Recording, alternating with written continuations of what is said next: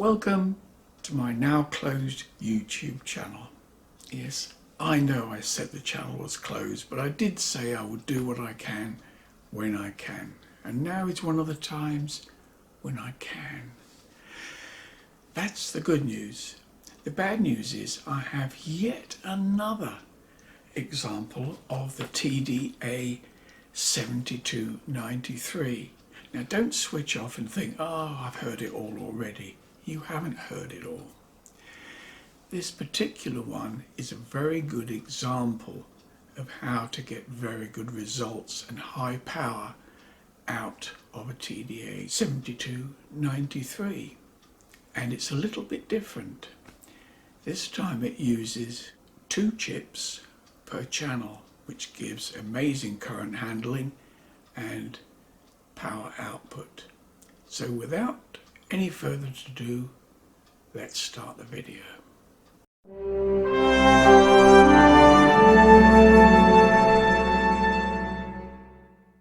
The main reason for looking at this project again is because the single chip does have some, I won't say gross limitations, but small limitations in that it doesn't really like very low impedance loads.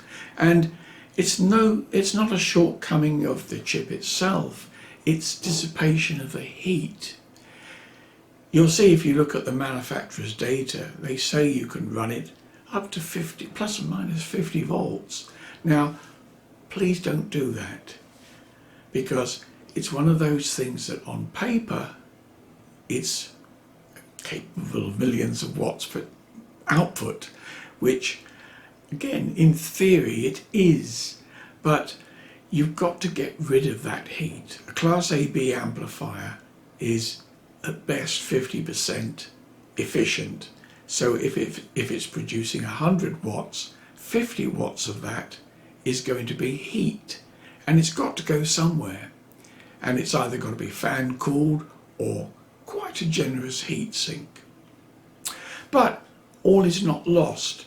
In the amplifier that I've reviewed and built previously, you'll see that the voltage is quite a long way less than that. And that's purely to keep it within the sensible realms of being able to cool it. Because there's no point in having an amplifier that will give you 100 watts and then 10 seconds later it blows up because it's got too hot. Or they don't usually blow up, to be fair. They usually limit or cut out, and either way you don't want to have to play some music and then wait 10 minutes for it to come on again. So the answer is this project here today. I'm going to show you and we're going to test it. Now initially it looks like a stereo amplifier, but this particular one is not a stereo amplifier. This is basically a mono amplifier.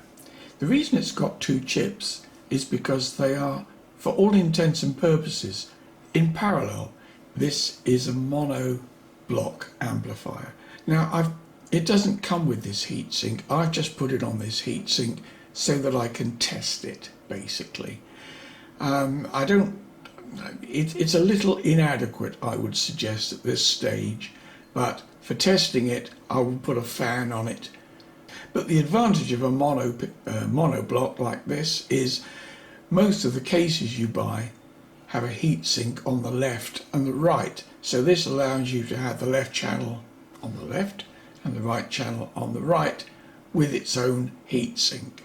Now initially when you look at the rating of this, it would seem that this board is relatively expensive, and I've been in contact with the distributor of this board and they assure me that these chips are genuine.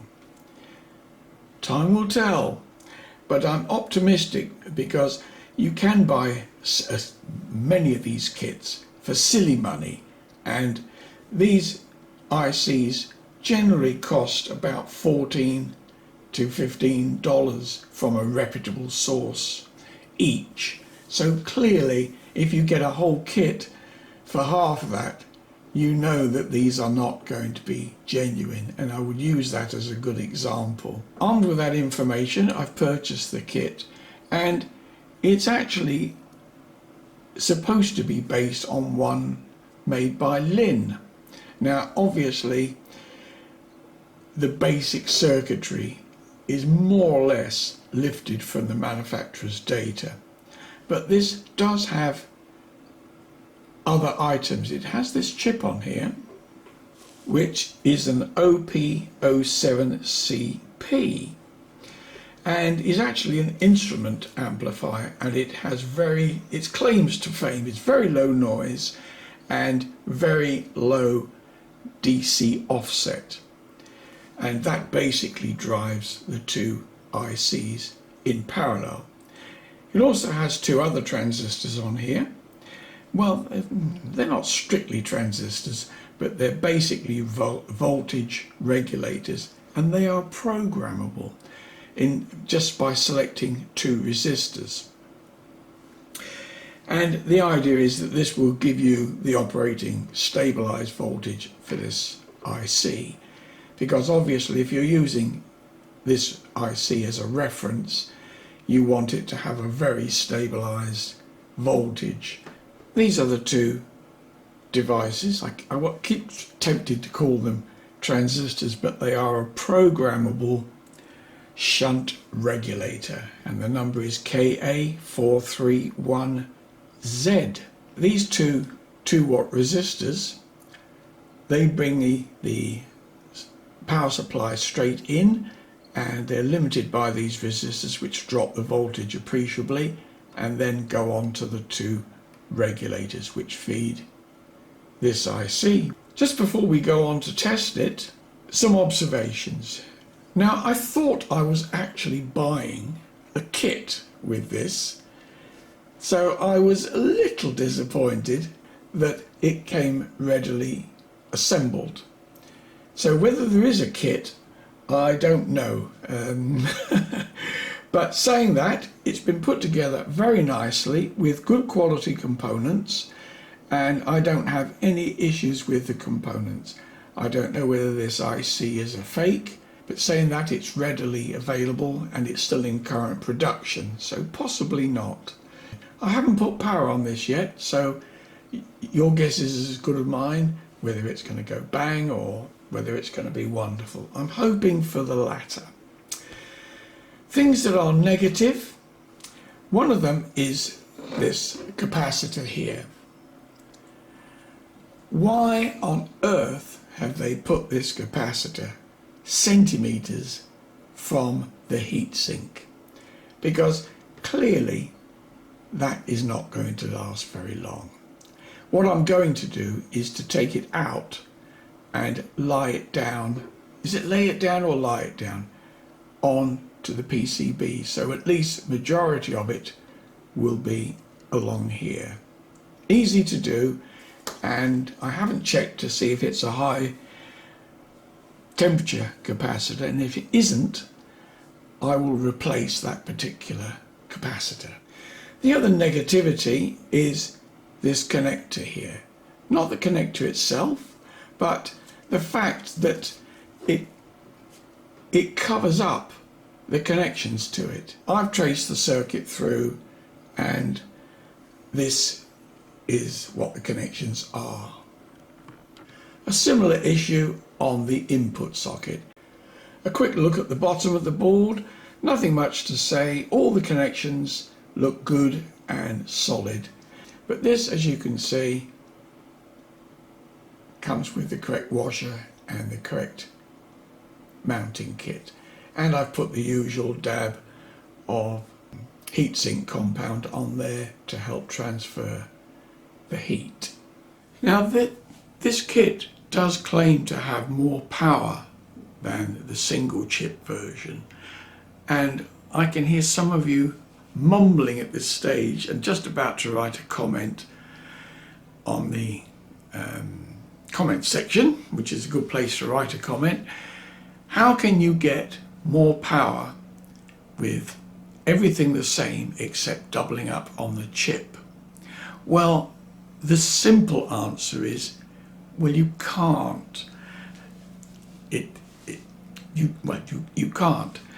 But what they do is, as I said to you before, as this chip is capable of working at up to 50 volts, plus or minus 50 volts, that's how you gain more power. Now, you don't want to add that sort of voltage because it's still asking for trouble. I think from memory we were getting about 65 watts, I can't remember now, into 8 ohms. And what they do on this one, instead of running on an HT of about 30 volts, plus or minus 30 volts, they up it to 40 volts. But if that was just a single chip, that would of course give you more power, because more volts always means more power prior to it blowing up. The fact there's 2 chips on there effectively means you're halving the dissipation from between each chip. So you can in fact up the voltage quite safely and get more power.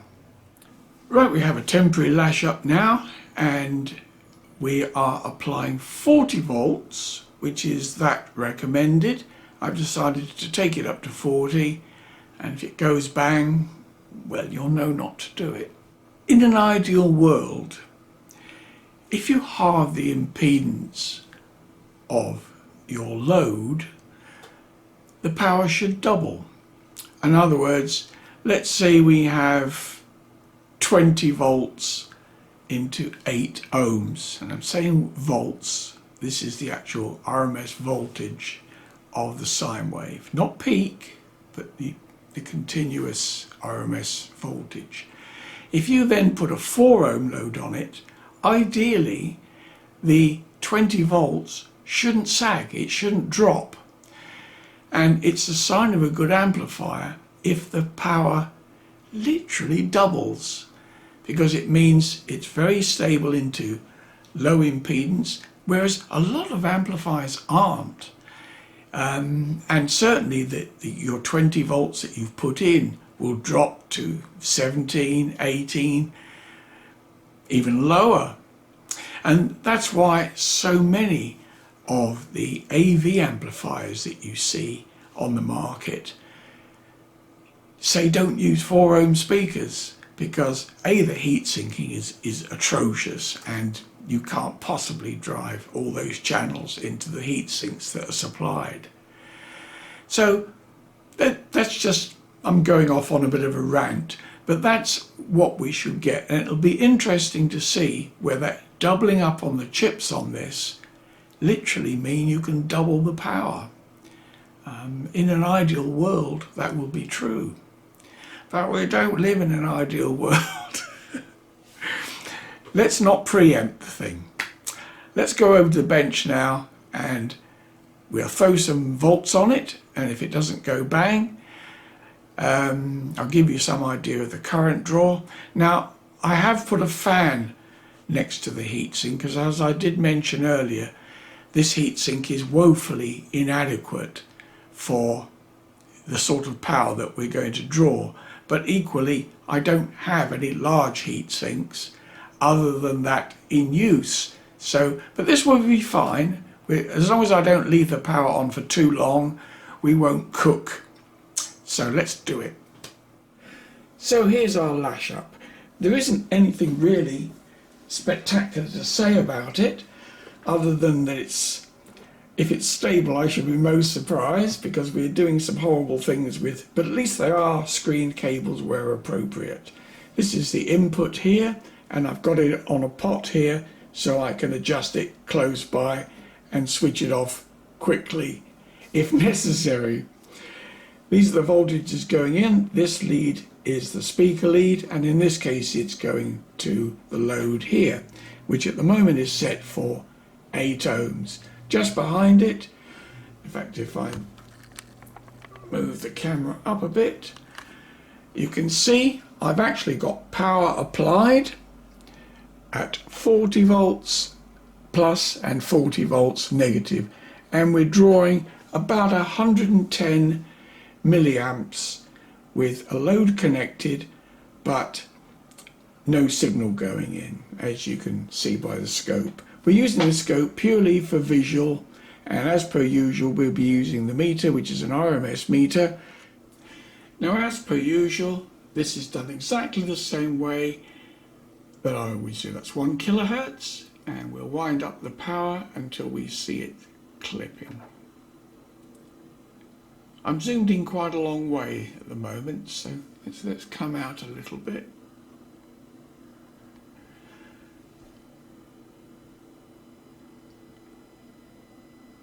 Right, there's clipping, beautiful clear clipping, equally on the top and the bottom, and we've got 26 volts.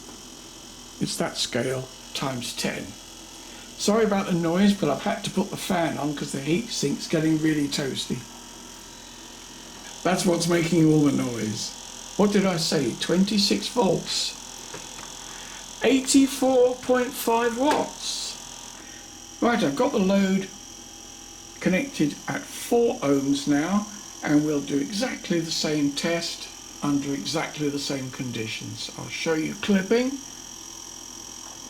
Now I'll have to do this fairly quickly because that heat sink, I'll be able to cook my lunch on it, so we don't want to blow it up. There's clipping, 25 volts. Quite frankly, I'm amazed, and for the first time probably in my history on this channel, I'm lost for words. It's the actual voltage. And I'm not talking about the supply because that's constant, but the output voltage, if you remember, for the 8 ohm reading was 26 volts, which gave 84.5 watts. When we went to 4 ohms, it dropped the voltage to 25. Shame. I mean, that's just excellent, and part of that voltage may be due to the fact that I've got a bird's nest here and not the best practices for testing and listening to audio, because at that sort of current the cable thickness comes into effect. But anyway, we won't, you know me, I show you what it is, and we had 25 watts against into 4 ohms, and that comes to a staggering 156 watts into 4 ohms. I'm impressed beyond belief. I really am. But you saw that heat sink, and it looks big, doesn't it? But it's woefully inadequate for 4 ohms. Well, it'll probably be okay into 8 ohms music. But clearly, sine wave, it was only on for about 10 seconds and I couldn't touch the heatsink, hence the fan. The fan does cope, but that's purely for test use. I wouldn't suggest for 1 millisecond that you fan cool it. Just make sure there's adequate heating. Well, I'm going to do some more tests now, because on the past, as you know, we've had overshoot issues with the same amplifier. It'd be a different maker, and the frequency response was less than good. So we'll do these tests now, and I'll just show you the extreme end where it starts to drop down. So let's do that. Just a quick insert here, because I've had a senior moment and I've lost some of the footage. So there's a couple of things I need to add. First of all, the DC offset is very low at 1.5 millivolts.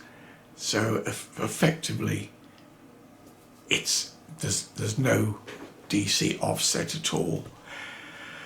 Frequency response is excellent, and if I give you the half dB down figures, they are at the high end 23 kilohertz. So that's pretty good in anybody's language. And if you want a 1 dB down, it's 32 kilohertz. So again, spot on. On the low side, half a dB down at 20 hertz and 1 dB down at 17 hertz. So back to the video. This is the 1 kilohertz square wave, and as you can see, beautiful and no overshoot. This is the 10k square wave, again nice and stable. It's got the usual fuzzies on it, but that's my workbench in here. But no overshoot and looks pretty good. I really like this amplifier. I like the sound of it. It's completely silent. There's no hum, hiss or anything like that. I tend to follow this video up with a complete project. So look out for part 2. It will probably be about 2 weeks' time, and I'll show you the complete construction of the amplifiers in a case with a proper power supply and a finished project. In the meantime, thank you for watching and see you soon.